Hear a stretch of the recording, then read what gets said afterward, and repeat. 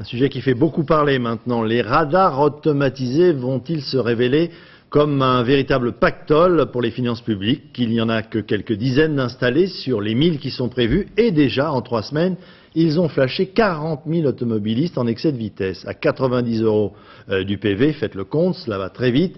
Et certains estiment même qu'à terme, ils pourraient rapporter autant que l'ISF, l'impôt sur la fortune, c'est-à-dire environ 2,5 milliards d'euros. Vanessa Rouet. Maigre butin ce matin pour ce radar automatique situé près du pont de Neuilly. Trop de circulation, pas d'excès de vitesse. Pourtant, ce même radar est déjà rentabilisé. Installé depuis à peine une semaine, il a flashé 1 millier de contrevenants, soit à lui tout seul 90 000 € d'amende. Un jackpot qui participera au financement des 500 nouveaux radars prévus pour 2004.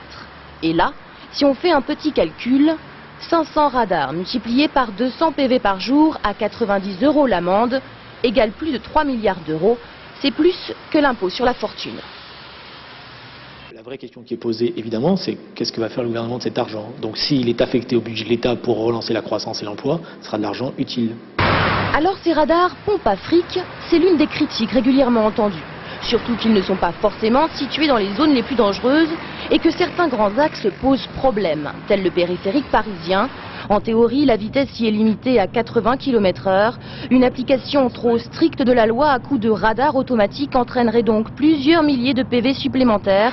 Et à 6 mois des élections, le gouvernement se donne le temps d'y réfléchir.